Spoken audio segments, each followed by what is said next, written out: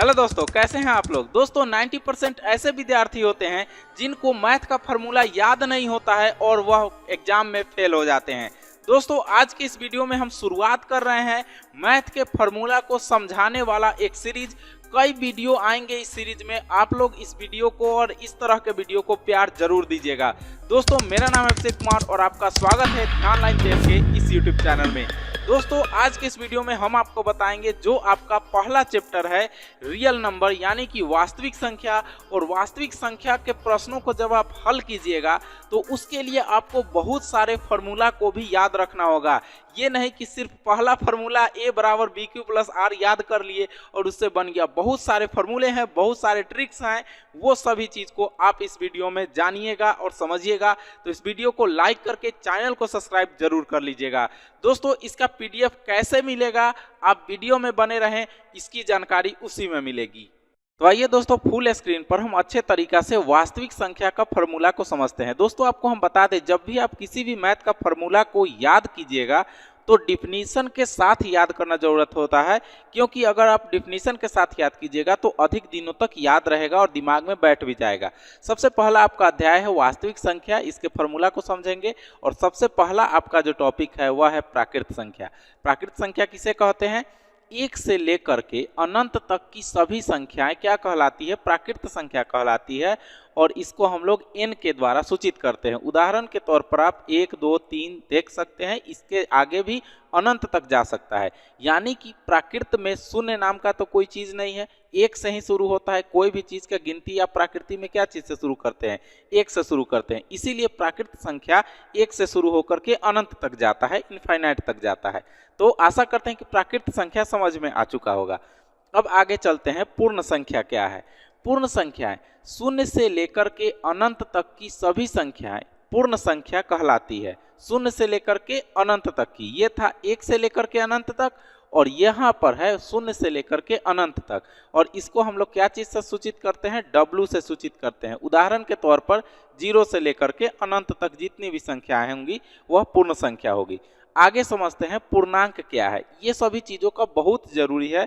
आप अगर मैथ पढ़ रहे हैं मैट्रिक का तो एकदम शुरू से बेसिक तौर से समझिए। पूर्णांक क्या होता है? यह धनात्मक एवं ऋणात्मक संख्याओं का समुच्चय होता है। जितने भी धनात्मक संख्या हैं और ऋणात्मक संख्या हैं वे सभी को हम लोग क्या कह सकते हैं? पूर्णांक कह सकते हैं। इसको i के द्वारा सूचित किया जाता है। उदाहरण के तौर पर मान लीजिए कि -3 लिखते हैं, -2 लिखते हैं, -1 लिखते हैं, 0 लिखते हैं, 1 लिखते हैं, 2 लिखते हैं, 3। यानी कि समुच्चय में जितने भी संख्याएं होती है माइनस से लेकर के प्लस तक जाती है, वे सभी संख्याओं को हम लोग क्या कहेंगे? पूर्णांक कहेंगे। अब चलते हैं अपने नेक्स्ट फार्मूला के तरफ। चलिए दोस्तों अब हमारा नेक्स्ट फार्मूला है पूर्णांक यानी कि धन पूर्णांक क्या है इसको समझिए। सभी धनात्मक पूर्णांक को धन पूर्णांक कहा जाता है। आप दो चीज को याद रखिएगा, जितने भी प्लस चीजें हैं प्लस वाली वे सभी को हम लोग धन कहते हैं। जिसके पास पैसा होता है वह प्लस में रहता है यानी कि धन में रहता है, और जो माइनस में होता है उसको हम ऋण कहते हैं। तो धनात्मक पूर्णांक क्या है? तो जिसके पास धन पूर्णांक होता है, जो धन अवस्था में होता है, जो प्लस के अवस्था में रहता है, उसको हम लोग क्या कहते हैं? धन पूर्णांक कहते हैं। इसका सूचित करने वाला भी जो चीज होता है वह प्लस ही होता है। जैसे उदाहरण के तौर पर आप देख सकते हैं 1, 2, 3, 4। उसी तरह नेक्स्ट जो है ऋण पूर्णांक क्या है, या इसको हम लोग ऋणात्मक पूर्णांक भी कह सकते हैं।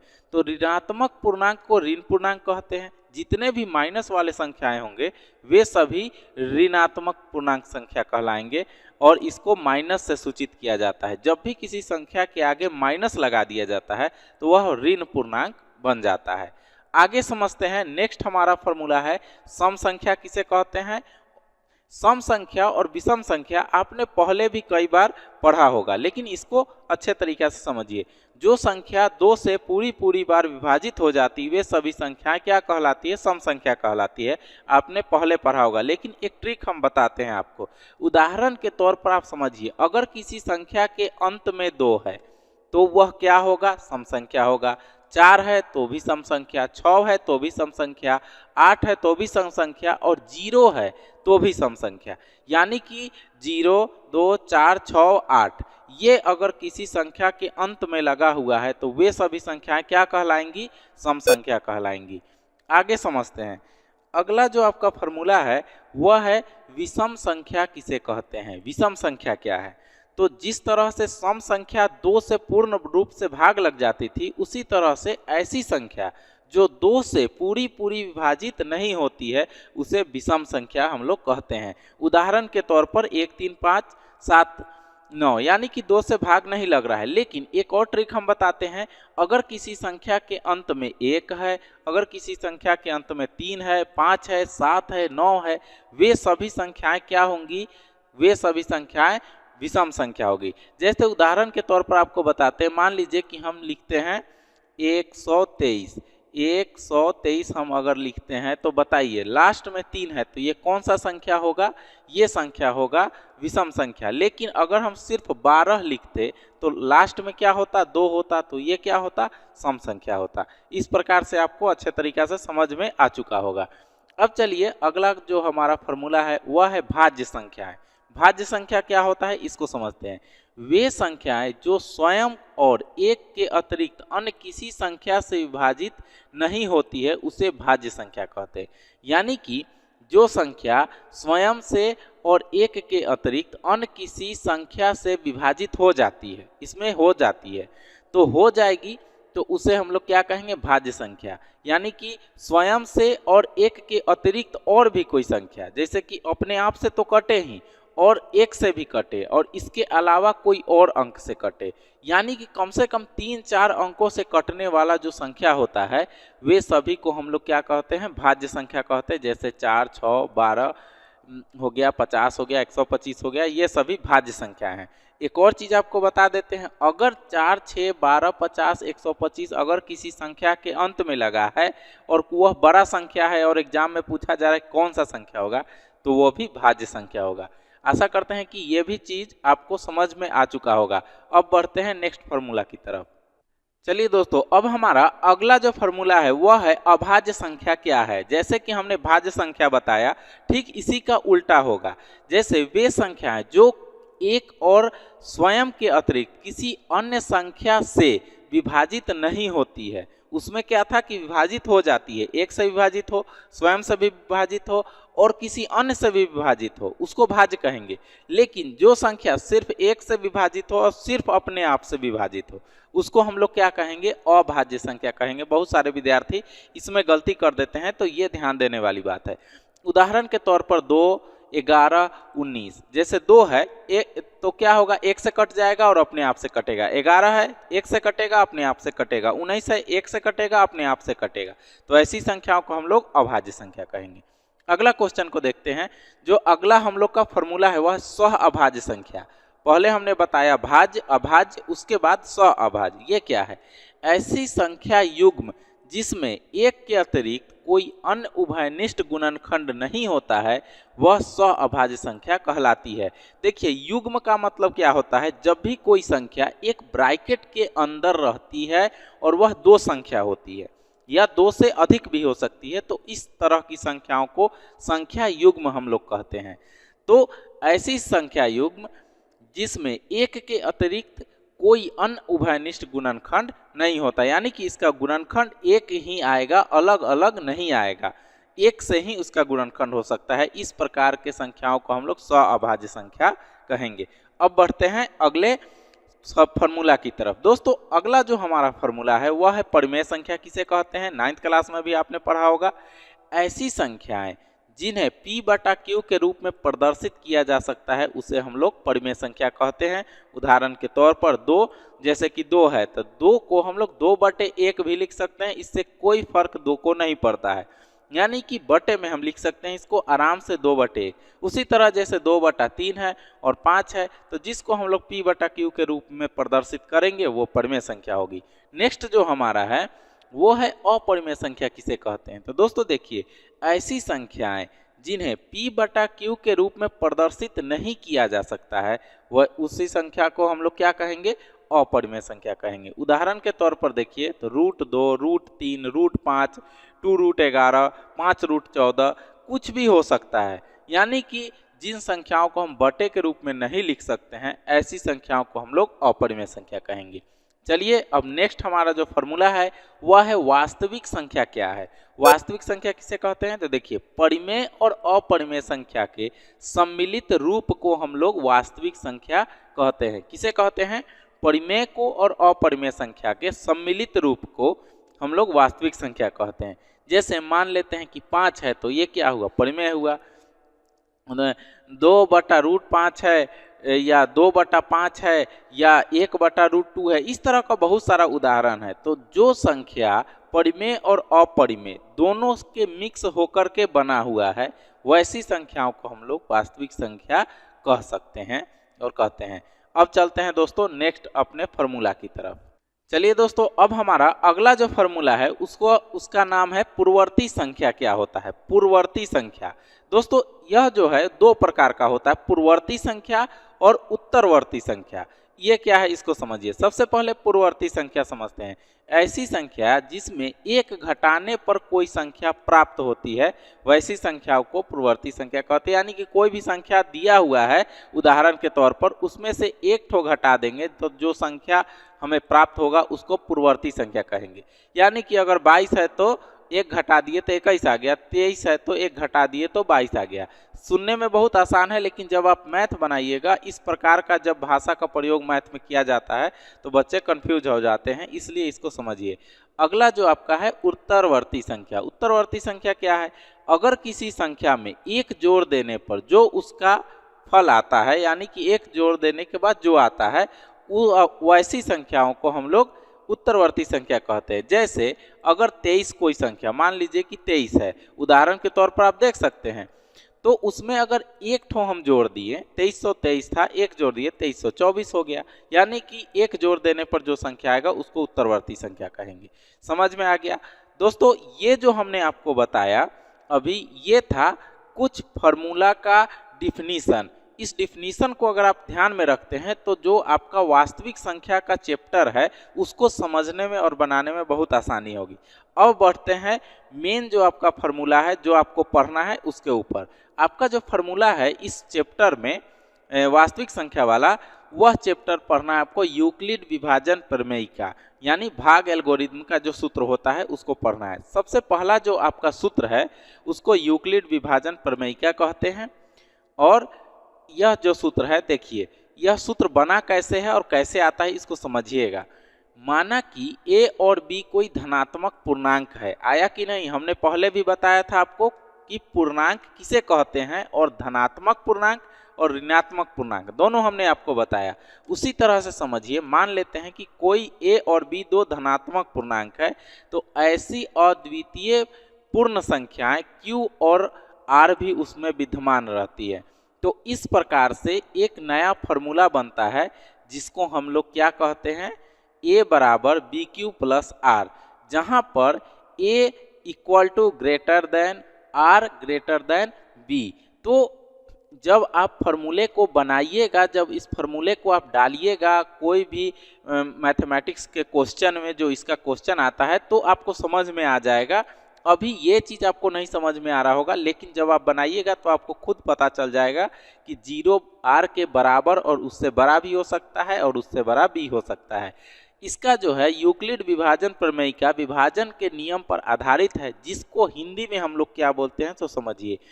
a जो है आपका उसको हम लोग बोलेंगे भाज्य और b जो है आपका उसको हम बोलेंगे भाजक, q जो है उसको बोलेंगे भागफल और r जो है उसको बोलेंगे शेषफल। और इसी फार्मूले से बना हुआ है a बराबर बी क्यू प्लस आर जो आपके फर्स्ट चैप्टर का फार्मूला है। तो ये भी आपको अच्छे तरीक़ा से समझ में आ गया कि ये फार्मूला बना कैसे है। अगर दोस्तों आप चाहते हैं कि इस क्वेश्चन को हम सॉल्व करके और बड़े बड़े HCF कैसे सॉल्व होते हैं आसानी से हम आपको बताएं तो कमेंट सेक्शन में ज़रूर लिखिएगा कि सर आप बताइए, तो हम नेक्स्ट वीडियो उस पर हम बना देंगे और आसानी से आपको सिखलाएंगे कि ये फार्मूला पर कैसे हिसाब को बनाया जाता है। चलिए अब बढ़ते हैं अगले फार्मूला की तरफ। आइए दोस्तों, अब अगला जो फार्मूला है उसका नाम है दो संख्याओं के HCF और LCM निकालने का क्या सूत्र होता है। यानी कि आपको कोई दो संख्या दिया हुआ है, जैसे मान लेते हैं कि 2 और 6 दे दिया गया। 2 है और 6 है। अब इसका बोला जाएगा कि आप HCF भी निकालिए और LCM भी, यानी कि लघुत्तम समापवर्तक और महत्तम समापवर्तक भी निकालिए। तो आप बचपन में जो पढ़े हुए रहते हैं LCM और HCF, वैसे आपको नहीं बनाना है, इसमें अलग तरह से बनाना होता है, हम आपको सिखलाएंगे। सबसे पहले इसके फार्मूला को समझते हैं।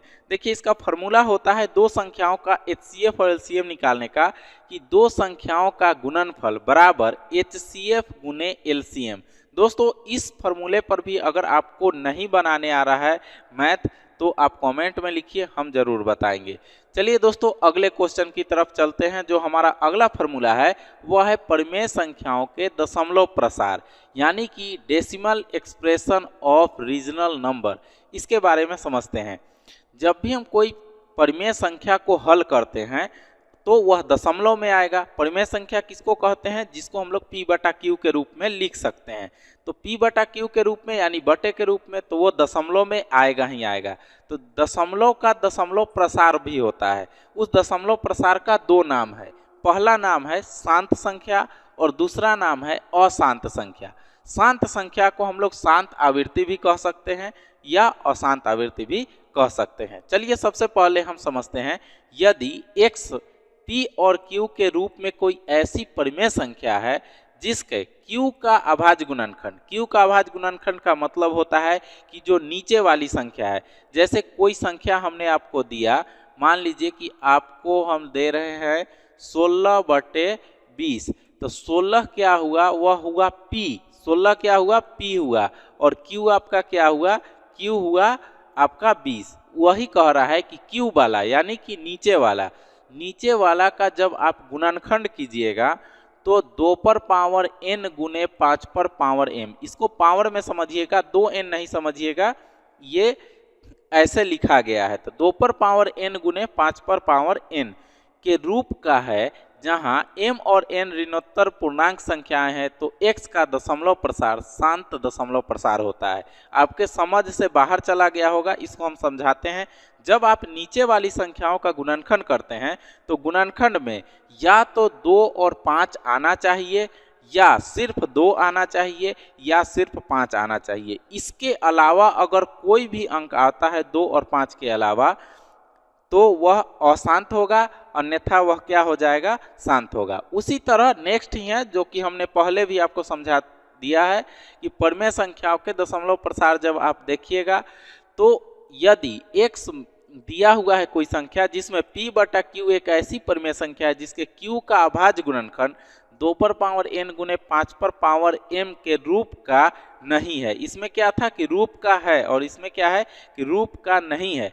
जहां m और n ऋणोत्तर पूर्णांक संख्याएं हैं, तो x का दशमलव प्रसार अशांत दशमलव प्रसार होगा। अब इसको अच्छे तरीका से हम आपको समझाते हैं, वीडियो में बने रहें। दोस्तों, हमने जो अभी आपको बताया है शांत और अशांत आवृत्ति संख्या के बारे में, उसको अच्छे तरीका से समझ लीजिए ताकि आपको कंफर्म हो जाए। जैसे मान लेते हैं कि कोई संख्या ले लेते हैं, जैसे मानिए कि 12 और बटे में हम ले लेते हैं 50। 12/50 ले लेते हैं, तो जब आप 50 का गुणनखंड कीजिएगा तो कितना आएगा? 50 नीचे वाले का गुणनखंड से ही चेक होता है। तो नीचे वाले का जब गुणनखंड कीजिएगा तो 2 आएगा, गुने 5 आएगा, और फिर आपका एक और 5 आ जाएगा, यानी कि 2 5 आ गया। तो 2 भी आया, 5 भी आया, यानी कि नीचे आपको आ गया 2 पर पावर 1 और गुने 5 का स्क्वायर। ये नीचे की संख्या का सिर्फ हम बात बता रहे हैं। तो ये आ गया, जिससे कि हमको ये पता चलता है कि यह संख्या शांत है। अगर यहाँ पर 2 और 5 के अलावा कोई संख्या आ जाता, मान लेते हैं कि आ जाता, यहाँ पर 150 रहता तो 3 आ जाता, तो यह क्या होता कि फिर गड़बड़ होने लगता। इसीलिए यह अशांत आवृत्ति का हो जाता। और अभी क्या है? अभी ये जो संख्या, ये गुणनखंड आया है, वो शांत आवृत्ति का है। तो दोस्तों, आशा करते हैं कि आपको ये पूरे चैप्टर का फॉर्मूला अच्छे तरीका से समझ में आ चुका होगा। तो चलिए दोस्तों, आशा करते हैं कि आपको सभी फार्मूला की जानकारी अच्छे से हो गई होगी, आपको समझ में भी आ गया होगा। दोस्तों, आपको अगर इस वीडियो का PDF चाहिए, जो चीज़ हमने समझाया है उसका PDF चाहिए, तो आपको एक काम करना होगा। आज सबसे पहले चैनल को सब्सक्राइब कीजिए और वीडियो को लाइक कीजिए और कमेंट में लिखिए कि सर हमको इसका PDF चाहिए, या सिर्फ आप PDF लिख दीजिएगा तो हमको पता चल जाएगा कि इतने सारे लोगों को फार्मूला वाले PDF का आवश्यकता है, हम फ्री में उनको देंगे। दोस्तों मिलते हैं फिर से नेक्स्ट वीडियो में आपके लिए नए फार्मूला वाले वीडियो के साथ। तब तक के लिए आप अपने अभिषेक सर को दीजिए इजाजत।